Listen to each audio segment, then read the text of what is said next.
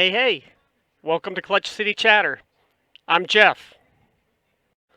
Man, oh man, can you believe that game yesterday? That was unreal. So, there's just a few things I want to talk about the game, though. Um, for one, I hadn't given up hope in the ninth inning, uh, but when there were two outs and Jeremy Pena came to bat, and he had to get on base to give Jordan a shot. He hadn't done well offensively in the game prior to that. He had struck out, I think, twice and not looked good. And so, you were really kind of holding your breath. And man, I'm proud of that guy. He, in the most intense, most pressure filled spot, he came through. And with two strikes, where at strike two, he'd gone fishing for a slider and missed it, by a foot. And you're thinking, oh man, here we go. And they made the mistake of not throwing a very good slider the next pitch, in which he was able to just take up the middle to get on base and set the scene for Jordan.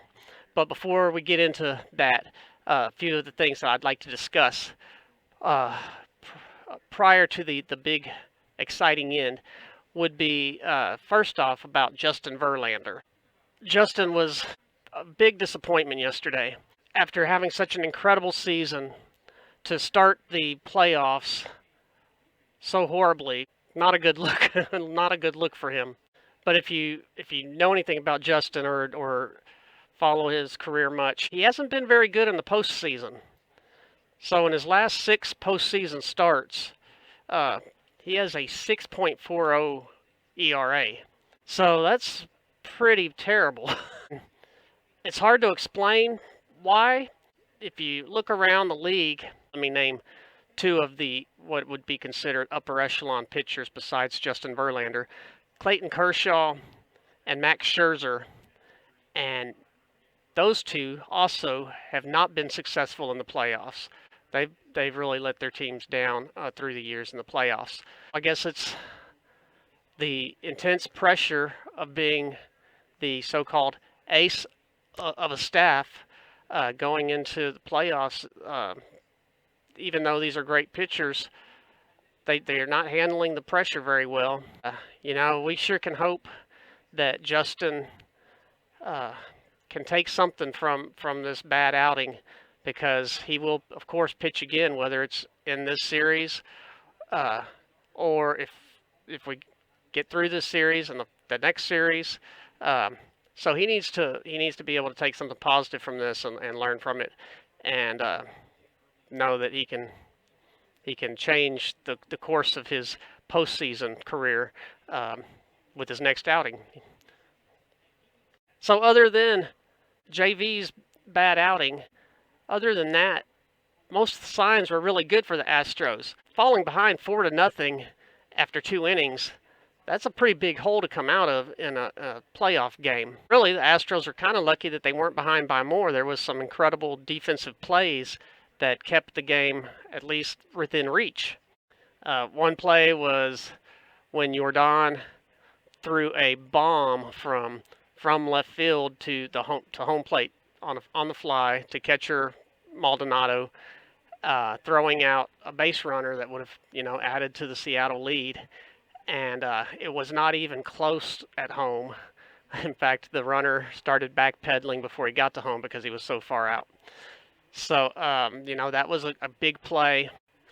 Another big play was in the second inning after the Astros were down already 4-0, and Seattle had one out with a runner on first, and I believe it was Ty France hit a pretty sharp, hard-hit ball towards Jeremy Pena at shortstop, and it took a big hop, kind of an awkward hop, spun Pena around as he caught it, and it was just a remarkable snag of that ground ball. And he was spinning around. He flips the ball to Jose Altuve at second, and then throw it on to first for a double play. And so that ended the inning and really set a tone defensively. And then in the eighth inning, Mariners had J.P. Crawford on first base. and J.P. Crawford tried to steal second base, and Vasquez made a quick throw to second, and Jeremy Pena made a really nice stop of the ball as he's falling backwards pretty much, and laid the tag on the base runner the same time he's catching it, keep the lead at just 7-5. So there were some big defensive plays that the Astros can really be proud of, and offensively there was a lot of great stars of the game. Let's start with Yuli Gurriel. Playoff Yuli arrived. It was glimpses of past postseasons for Yuli. Playoff Yuli. He arrived to the party big time. He had 3 hits, including a monstrous home run, which was only his second home run since July. It was really good to see. He has had basically 0 power this season, and for him to start rounding into form in the playoffs, he couldn't have picked a better time. So I was really happy to see Yuli make some great offensive strides yesterday. And of course, I mentioned Jeremy Pena.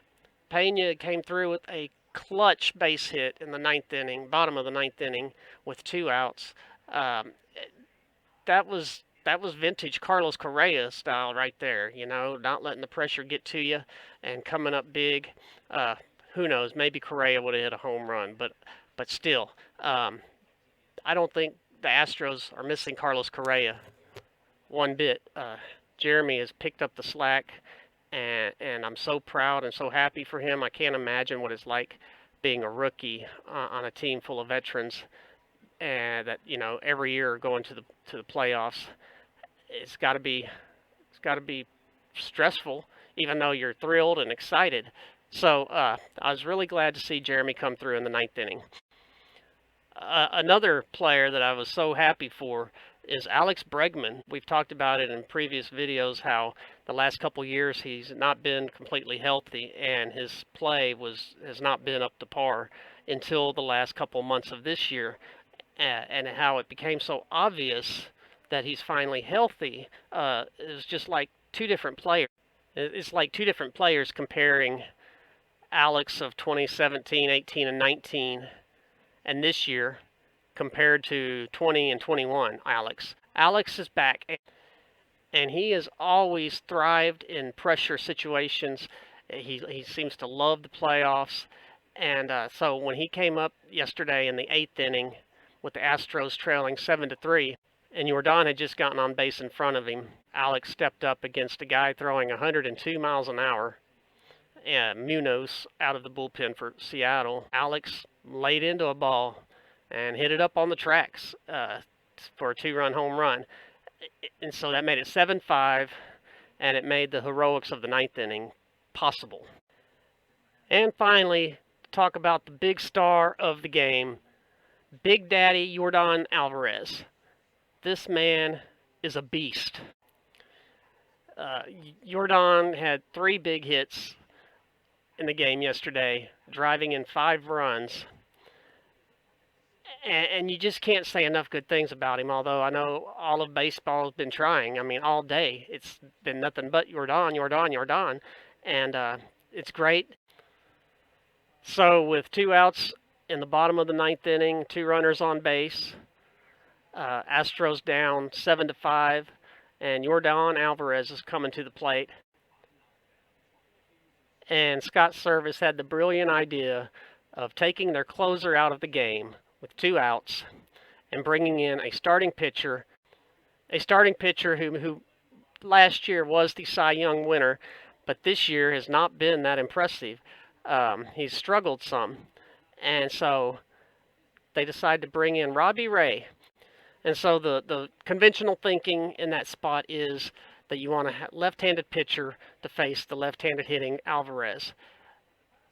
But it really doesn't make any sense in this particular case with Alvarez, because Alvarez is batting .321 against left-handed pitching this year. He's batting .299 against right-handed pitching. So it didn't make a lot of sense for the Seattle Mariners to put in a left-handed pitcher, especially when that left-handed pitcher is a starting pitcher who has never pitched in relief. So, the scene was set. And after just missing the first pitch fastball, fouling it off straight back, he had a great swing on it. Um, and Robbie Ray decides to back that up with a second fastball. And it was not a good pitch, to say the least. Jordan was all over it, and he smashed it into the second deck of Minute Maid Park. And that was the game.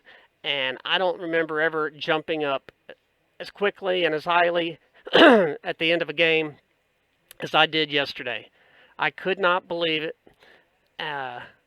We were celebrating in my house, high fives, and that was just epic. That was an epic home run. That was an epic bat flip, and guys, running out of the dugout before he even gets to first base, going nuts, and they showed the bullpen, the bullpen pitchers jumping up and down like little kids. So it was great to see, and I think that really, it may sound like I'm stretching it here, but I really think that may have saved the season for the Astros. If they lose that game and go up into Game 2 against the Seattle Ace, if they lose Game 1, there's a better than fair possibility that they're going to lose Game 2 against the Seattle Ace, and then you would go back to Seattle down 2-0. So I don't think it's really overstating it saying that Jordan saved the season, and I think that it completely flipped the series, and I don't see how Seattle can come back from this. That it had to somewhat destroy Robbie Ray's confidence when he pitches in Game 3.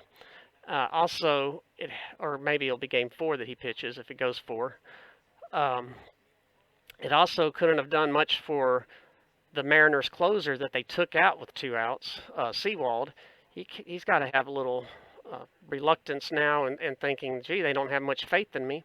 It was an incredible win, and I think that the way they played, the way the Astros played, that it was such a wonderful sign.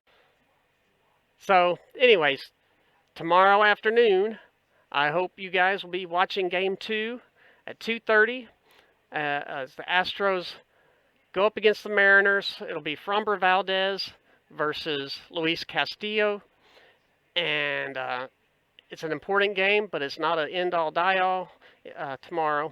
So let's go Astros. I think that's all I've got today. Thanks for listening. Be sure to like and subscribe to my channel. I'll see you next time. And remember, swing for the fences!